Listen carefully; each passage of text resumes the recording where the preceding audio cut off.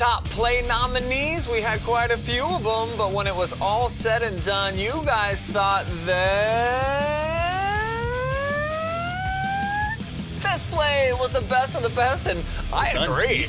It's like wizardry here. How did Hunter Fulk basically take this right through the head of the defender? It's got to be that spot in the end zone. I said this last week. That's where Jay Melchiori made that one-handed catch against Northmor. Well, Hunter Fulk, it went through the body of that Elgin defender, and he still had the vision, the sight to make the catch and get the tutty. Could it be not just one helping of Jake, but two from Hoverstock? And look at this throw. You have got to be kidding me, folks. Right on the money, into coverage. Hoverstock to Max Vesper, 36 yards. And that's with under a minute to go in crunch time. We call it money time on the OH report. Certainly, dimes were falling out of the sky right into the bread basket. Huge pitch and catch for Jake and company. Congratulations to that QB sweeping this week's awards. But how about the top play of the week? It's a freshman. Gunnar Lacy, you got to see this kid in action tonight, as we're going to see against Buckeye Valley. This ball's going to go up in the end zone. Gunner's going to come down with it to end the drive. Is there a better name than Gunnar Lacy? I mean, there are a lot of great names in this area for football, and Gunnar Lacy, the pick in the end zone, sealing it. People of North Ohio decided the Jesse Rings 30-yard catch. He got blasted. Did he even need a helmet for this one? Nope. Lid not necessary. Big time catch, taking the contact. I can understand why he got the win for this, because just the way he was able to take that contact and still hold on to the ball for the big catch. Check it out. It's Kaden Van Tilburg. You can't go much farther than this. 99-yard house call, taking it all the way to the crib for a huge Ashland score.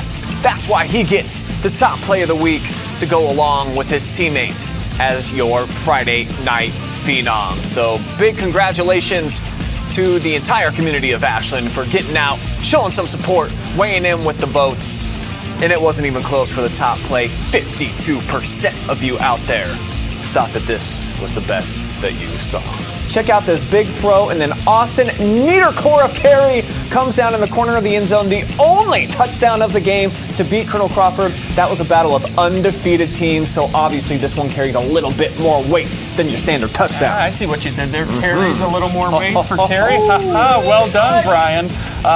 Carey, I mean, are they ever going to lose again? I have no idea. I don't think so. It's a sophomore, Braxton Prosser, and look at this. Shake, bake, wiggle, rattle, roll, and take it into the zone, all the way with the dive, too, against Ontario. This was phenomenal. Yeah, he's electric, man. He's been one of the better players in the area here down the stretch, and he's behind that offensive line. He's actually been one of the best players, and one of the main reasons that Gallion's gotten back into climbing up those league standings and trying to fight for a playoff spot as well. But the top play of the week actually going to be coming from the same exact game, but on the other side. Check this out. Is it going to go through? Just. Oh, man. Barely. Brayden Chester, a clutch 27-yard field goal that looked like it was going to be the game winner, if not for a crazy finale to that game just last week up in Attica. Hey, it's that season. We like a little bit of trickery in the month of October, and that's what the Crestview Cougars would do. We've got Barker to Bailey, the fake punt extraordinaire, touchdown reaching in there. And oh, by the way, it was a rivalry matchup on the road at Norwalk St. Paul. Cougars needed this one big time to defend their Firelands Conference crown. And just look at the play call, the design, gutsy right there, Eric. Yeah, that's a great job. Barker, obviously known around the area as being one of the best linebackers. For him to be able to throw that kind of a pass on a special teams play, it's fantastic. So, hey, kudos, man. Nice job, Cougars, getting the win, beating the Flyers, man. I know that makes a lot of people in the Firelands pretty happy. This is the upset, because we have the Centerburg Trojans out there, and no, they would not win, because what's better than one quarterback? How about three quarterbacks all hooking up in one play? Gallions Kent to Prosser for an 18-yard touchdown. 38% of you out there thought that this was the best play that you saw all week long. Unbelievable, and it was an awesome play. It's a dime right there, an even better catch.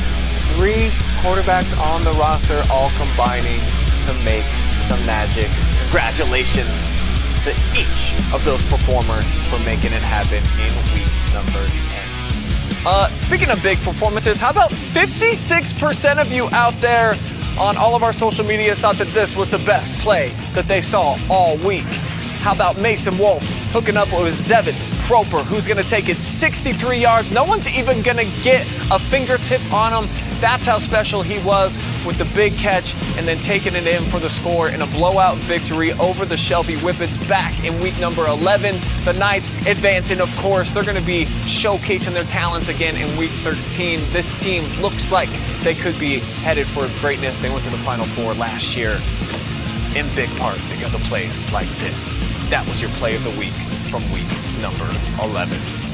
There was a lot of good ones, but you, the fans, you kind of thought that Hayden Kuhn off the tip drill, taking it back. Look at this, coast to coast. Usually he's throwing touchdowns. Instead, he's picking them off. He's taking it back. He hurdled the guy.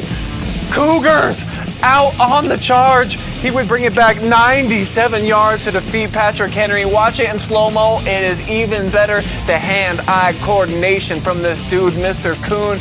And then he waits, Travis. He's lurking like he's out on the prowl. He's letting 6 people get in front of him in the block. The convoy, the hurdle, into the end zone. Hayden Kuhn, the top play of the week. And from week number 13, how about Max? Big play, clutch jeans, Payne throwing it deep. And it's Walker Weckeser on the receiving end. That's a game winner, folks. As close to a walk-off as you can get. Punching Danville's ticket back to the regional championship. And just look at the escapability through the pocket. Max stepping up, and the gunslinger airs it out 45 yards on a rope to the starting quarterback from the backup. Unbelievable stuff. The top play from week number 13, as decided by you, the fans. And those are the top plays of the year from 2022. Make your vote count. Drop us a comment right now and let us know what was the absolute best play captured by our cameras this football season.